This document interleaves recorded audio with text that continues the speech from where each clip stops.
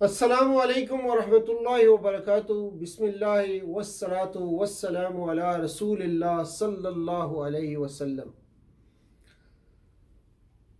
سورہ آل عمران کی آیات 172 سے 184، اس کا پیغام لیے حجاز کی پاک سرزمین سے آپ کی خدمت میں حاضر ہیں۔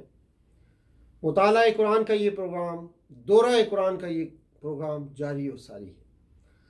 آئیے آج کی پہلی آیات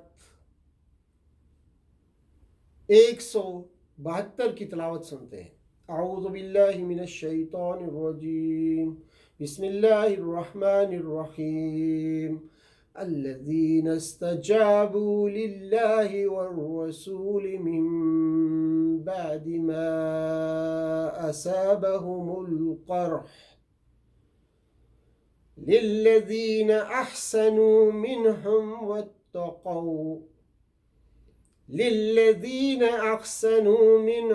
واتقوا اجر عظیم۔ جن لوگوں نے زخم کھانے کے بعد بھی اللہ اور رسول کی پکار پر لبیک کہا، معنی اس طرح ہوں گے کہ انہوں نے قبول کیا اور اطاعت کی۔ استجابو، واقعہ احد کے دوسرے دن رسول اللہ صلی اللہ علیہ وآلہ وسلم نے اعلان فرمایا کہ ہم قریش کے تعاقب میں نکلنے والے ہیں، اور اس مہم میں وہی لوگ ہمارے ساتھ جائیں گے جو کل احد میں ساتھ تھے۔ 600 کے لگ بھگ صحابہ کرام کے ساتھ آپ مدینہ منورہ سے نکلے اور مدینہ سے 8 میل دور حمراء الاسد تک ان کا تعاقب کیا، لیکن مشرکین کو دوبارہ جنگ کی ہمت نہ ہوئی اور بھاگتے ہوئے مکہ پہنچ گئے۔ اسی طرح بغیر جنگ کے آپ واپس مدینہ تشریف لے آئے۔ اس واقعے سے صحابہ کرام کی ایمانی قوت اور اللہ اور رسول کے ساتھ زبردست محبت کی شہادت ملتی ہے کہ 70 شہداء اتنے ہی زخمیوں کے باوجود اگلے دن رسول اللہ صلی اللہ علیہ وآلہ وسلم کی پکار پر لبیک کہا اور جسم و دل کے زخم اللہ اور رسول کے حکم ماننے میں حائل نہ ہوئے۔ اس آیت میں انہی فداکاروں اور جانساروں کا ذکر ہے جنہوں نے اس انتہائی نازک موقع پر اللہ اور رسول کی پکار اپنے زخمی جسم اور دل فرش راہ کیے۔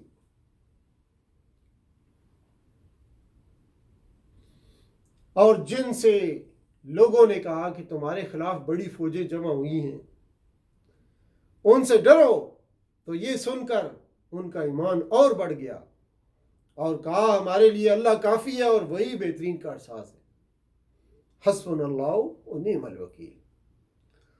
احد سے پلٹتے ہوئے ابو سفیان مسلمانوں کو چیلنج دے گیا تھا کہ اگلے سال بدر میں ہمارا اور تمہارا مقابلہ ہوگا، مگر جب وعدے کا وقت آیا تو اس کی ہمت نہ ہو سکی، مگر اپنی یہ شرمندگی چھپانے کے لیے اس نے ایک شخص کو خفیہ طور پر مکہ بھیجا، جس نے مدینہ پہنچ کر یہ خبر مشہور کی کہ ابو سفیان نے بڑی زبردست تیاری کی ہے اور ناقابل شکست لشکر جمع کر رہا ہے۔ اس سے ان کا مقصد یہ تھا کہ مسلمان خوف زدہ ہو کر بدر میں مقابلہ کے لیے نہ آئیں اور اسی طرح ان کی عزت رہ جائے گی، مگر اس خبر سے مسلمانوں پر یہ اثر ہوا کہ ان کا ایمان مزید مضبوط ہوا اور انہوں نے کہا ہمارے لیے اللہ کافی ہے، وہی بہترین کارساز ہے۔ اب 1500 صحابہ کے ساتھ نکل کر بدر پہنچ گئے۔ آپ صلی اللہ علیہ وسلم 1500 صحابہ کے ساتھ نکل کر بدر پہنچ گئے، لیکن ابو سفیان مقابلے پر نہ آیا اور مسلمان بغیر جنگ کے فتح مند واپس آئے۔ آخر کار وہ اللہ کی نعمت اور فضل کے ساتھ پلٹ آئے۔ 8 روز بدر میں قیام کے دوران ایک تجارتی قافلہ سے کاروبار کر کے مسلمانوں نے خوب فائدہ اٹھایا۔ آیت میں اسی کی طرف اشارہ ہے۔ یقیناً وہ شیطان ہی تھا جو تمہیں اپنے دوستوں سے ڈرا رہا تھا۔ شیطان کہیں بھی اپنی اصلی صورت میں آ کر حملہ نہیں کرتا، جب بھی وار کرتا ہے کسی نہ کسی انسانی شکل قالب میں آ کر، اور یہی اولیاء الشیطان کہلاتے ہیں، یہی لوگ اولیاء الشیطان کہلاتے ہیں، شیطان کے دوست۔ یعنی مشرکین میں سے جس نے ڈرایا اور کہا کہ لوگ تمہارے لیے اکٹھے ہو چکے ہیں، وہ شیطان کے دائیوں میں سے ایک دائی ہے جو اپنے دوستوں کو ڈراتا ہے۔ اس کے دوست وہ ہیں جو ایمان سے محروم ہیں یا جن کا ایمان کمزور ہے۔ اللہ نے مومنوں کو نصیحت کی ہے کہ اے مسلمانوں، شیطان اپنے اولیاء اور پیروکاروں کا تمہیں خوف دلاتا ہے، لیکن تمہیں ان سے نہیں ڈرنا چاہیے، اس لیے کہ مسلمان تو صرف اللہ سے ڈرتا ہے۔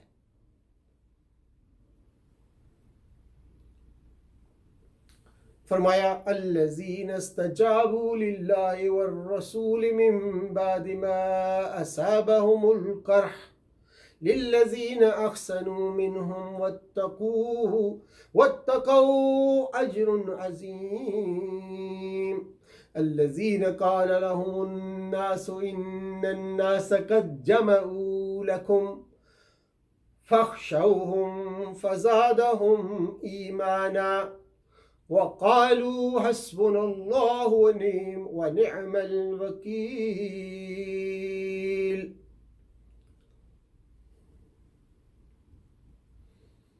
سورہ آل عمران آیات 176 اور 177۔ یسارعون مسارعتن مصدر ہے جس کے معنی ہے ایک دوسرے کے مقابلے میں تیزی دکھانا، یعنی جو لوگ کفر کی راہ اختیار کرنے میں سرعت سے کام لیتے ہیں۔ ان آیات کا تعلق غزوہ احد سے ہے۔ اس غزوہ میں منافقین کا نفاق، کفار کا کفر اور ان کی سازشیں کھل کر سامنے آ گئی تھیں، جس سے رسول اللہ صلی اللہ علیہ وآلہ وسلم اور صحابہ اکرام کو بڑی تکلیف ہوئی، اور اس لیے کہ اتنی زیادہ کوششوں اور محنتوں کے باوجود یہ لوگ اسلام کیوں نہیں لاتے، تو اللہ تعالیٰ نے انہیں تسلی دی کہ اگر وہ لوگ کفر میں بڑھے جا رہے ہیں تو آپ اس کا غم کیوں کرتے ہیں، وہ لوگ اللہ کا کچھ بھی نہ بگاڑ سکیں گے۔ پھر فرمایا جو لوگ ایمان کے بدلے کفر کو اپنا رہے ہیں وہ اللہ کو کچھ بھی نقصان نہیں پہنچا سکتے، بلکہ اپنا ہی نقصان کریں گے اور عذاب علیم کے مستحق ٹھہریں گے۔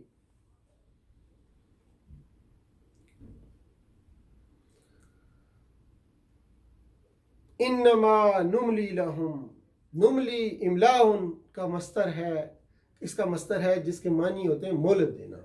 معنی اس طرح ہوں گے کہ ان کو ہمارا مہلت دینا۔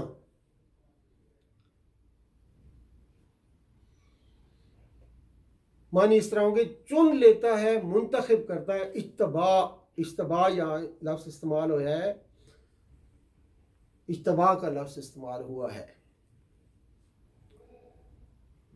یہاں اللہ نے فرمایا کہ ہم جو کافروں کی عمریں لمبی کر رہے ہیں اور انہیں ان کے حال پر چھوڑ رہے ہیں، یہ ان کے لیے بہتر نہیں ہے، بلکہ اس سے تو ان کے گناہوں میں اضافہ ہوگا، اور اس کی وجہ سے پھر ان کے عذاب میں اضافہ ہوگا، اور قیامت میں ان کے لیے رسوا کن عذاب ہے۔ غزوہ احد کے بعد منافقین تقریباً ظاہر ہو گئے اور اپنے دل کی باتیں اگلنے لگے، اور لوگ یعنی مومن، کافر، منافق 3 گروہوں میں بٹ گئے۔ غزوہ احد کے بعد منافقین تقریباً ظاہر ہو گئے تھے اور اپنے دل کی باتیں اگلنے لگے، اور لوگ تقریباً 3 گروہوں میں بٹ گئے، منافقین، کافرین اور مومن۔ اس کے ساتھ مسلمانوں کو یقین ہو گیا کہ ان کے گھروں میں اور ان کے ساتھ بھی ان کے دشمن موجود ہیں، اور وہ ان آستین کے سانپوں کے مقابلے کرنے کے لیے ذہنی طور پر تیار رہنے لگے۔ آیت کریمہ میں اللہ تعالیٰ نے غزوہ احد کی یہ حکمت بیان کی ہے کہ مومن اور منافق کی تمیز کے بغیر مسلمانوں کو چھوڑا نہیں جا سکتا، اور غزوہ احد نے منافقین کو مسلمانوں سے جدا کر دیا، اس لیے کہ غیب کی خبریں تو اللہ تعالیٰ تمہیں نہیں بتائے گا، البتہ جو خبریں اس نے بتانی ہوتی ہیں تو اپنے نبی کو وحی کے ذریعے سے بتا دیتا ہے، وحی کے بغیر نبی بھی غیب کی خبریں نہیں جانتے۔ مثلا غزوہ تبوک سے واپسی پر راستے میں جن منافقین نے رسول اللہ صلی اللہ علیہ وسلم کے قتل کی سازش کی تھی، اللہ نے وحی کے ذریعے سے ان کے نام پیغمبر صلی اللہ علیہ وسلم کو بتا دیے تھے، جو آپ صلی اللہ علیہ وآلہ وسلم نے حذیفہ بن یمان رضی اللہ تعالیٰ عنہ کو بھی بتا دیے تھے۔ اسی طرح حضرت یعقوب علیہ السلام کو مصر سے قمیص لانے والے کی تو فوراً بذریعہ وہی خبر دے دی گئی، مگر جب یوسف علیہ السلام کنعان کے کنویں میں آپ کے پاس پڑے رہے تو اس وقت اطلاع نہ دی، اس لیے ان کو پتہ نہیں چلا۔ کنواں تو قریب ہی تھا جہاں پڑے ہوئے تھے یوسف علیہ السلام، جہاں آپ کو پھینکا گیا تھا، لیکن جب وہ قمیص لے کے مصر سے شخص روانہ ہوا تو آپ کو فوراً پتہ چل گیا، کیونکہ اللہ تعالیٰ نے آپ کو وحی کے ذریعے سے خبر دے دی تھی۔ اسی طرح حضرت عمر فاروق رضی اللہ تعالیٰ عنہ کے اسلام لانے کی اطلاع آپ صلی اللہ علیہ وسلم کو بذریعہ وحی دے دی گئی تھی، مگر جب آپ صلی اللہ علیہ وسلم واقعہ افق کے بارے میں مہینہ بھر پریشان رہے تو پورے 1 ماہ کے بعد وحی کے ذریعے حضرت عائشہ کی برات کی خبر دے دی گئی۔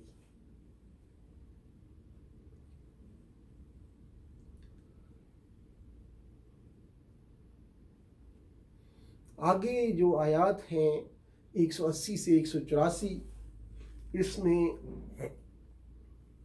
ولا یکس یعنی کہ یبخلون کا ایک لفظ آیا ہے۔ یبخلون بخل اس کا مصدر ہے، اس کا مادہ باخلہ ہے، جس کے معنی ہے کسی کے حقوق واجبہ کو کوتاہی کرنا، کنجوس ہونا۔ بخل جو ہے بخال مبالغہ کے صیغے میں بہت زیادہ کنجوس کا صیغہ ہے۔ معنی یہ ہے کہ جو بخل سے کام لیتے ہیں، یعنی مبخلہ تن اس چیز کو کہتے ہیں جو بخل اور کنجوسی کا باعث ہو۔ اسی سے ہے لڑکا بخل اور بزدلی کا باعث ہوتا ہے۔ گزشتہ آیات میں اللہ تعالیٰ نے اپنی راہ میں جان کی قربانی دینے کی خوب ترغیب دلائی ہے۔ یہاں آیت کریمہ میں مال کی قربانی پر زور دیا گیا ہے۔ اسی کے ساتھ بخیلوں کے لیے وعید شدید ہے کہ وہ یہ نہ سمجھیں کہ مال جمع کرنا ان کے لیے نفع بخش ہے، بلکہ یہ تو آخرت میں عذاب علیم کا سبب بنے گا اور توق بنا کر ان کے گلے میں ڈالا جائے گا۔ امام بخاری نے کتاب الزکوٰۃ میں حضرت ابو ہریرہ رضی اللہ تعالیٰ عنہ کی روایت سے ایک حدیث نقل فرمائی ہے۔ رسول اللہ صلی اللہ علیہ وآلہ وسلم نے فرمایا، اللہ نے جسے مال دیا اور اس نے اس کی زکوٰۃ ادا نہیں کی تو قیامت کے دن یہ مال اس کی ایک زہریلا گنجا سانپ بن کر اس کے سامنے آئے گا، جس کی دونوں آنکھوں پر 2 سیاہ نقطے ہوں گے، اور وہ اسے دونوں جبڑوں سے پکڑے گا اور پھر کہے گا تیرا مال ہوں میں، تیرا مال ہوں میں، تیرا خزانہ ہوں۔ اس کے بعد آپ صلی اللہ علیہ وآلہ وسلم نے یہ آیت پڑھی تھی، وَلَا تَحْسَبَنَّ الَّذِينَ إِلَى الْآخِرَ الْآيَةِ لَقَدْ سَمِعَ اللَّهُ قَوْلَ الَّذِينَ قَالُوا إِنَّ اللَّهَ إِلَى الْآخِرَ الْآيَةِ فقیر و نحن اغنیاء۔ حضرت ابن عباس رضی اللہ تعالی عنہ فرماتے ہیں کہ جب یہ آیت نازل ہوئی، مَنْ ذَا الَّذِي يُقْرِضُ اللَّهُ قَرْضًا حَسَنًا والی آیت، تو یہود نے کہا کہ اے محمد تیرا رب فقیر ہو گیا ہے، اسی لیے اپنے بندوں سے قرض مانگتا ہے، تو یہ آیت نازل ہوئی۔ اس بات سے بڑھ کر یہود کی تمرد، سرکشی اور گستاخی کی کوئی مثال نہیں ہو سکتی، اس لیے وعید شدید کے طور پر فرمایا کہ ہم ان کی یہ بات ان کے خلاف درج کر رہے ہیں، اور اسی طرح ہم ان کے خلاف قتل انبیاء کا مقدمہ بھی درج کر رہے ہیں۔ اس آیت کریمہ میں یہودیوں کے ایک دوسرے جھوٹے دعوے اور اللہ کی طرف سے اس کی تکذیب کا بیان ہے۔ یہودیوں نے کہا اللہ نے ہمیں حکم دیا ہے کہ ہم اسی کو رسول مانیں اور اسی کی تصدیق کریں جب وہ ایسی قربانی کرے جیسے غیب سے آ کر آگ کھا لے، جسے غیب سے آ کر آگ کھا لے۔ اس کا مطلب یہ تھا کہ چونکہ آپ صلی اللہ علیہ وآلہ وسلم سے ایسے معجزے کا ظہور نہیں ہو سکا، اس لیے ہم آپ پر ایمان نہیں لائیں گے۔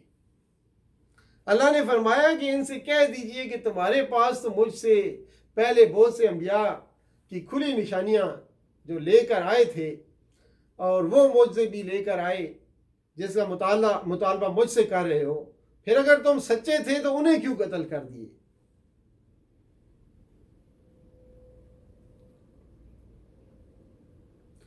تو یہ تھی آج کی آیات جن کا مختصر پیغام آپ کے سامنے رکھا۔ اسی پہ آج ہم اپنا یہ مطالعہ ختم کرتے ہیں۔ وآخر دعوانا ان الحمدللہ رب العالمین وصلی اللہ تعالی علی خیر خلقہ محمد وعلی آلہ وصحبہ اجمعین برحمتک یا ارحم الراحمین۔ والسلام علیکم ورحمۃ اللہ وبرکاتہ۔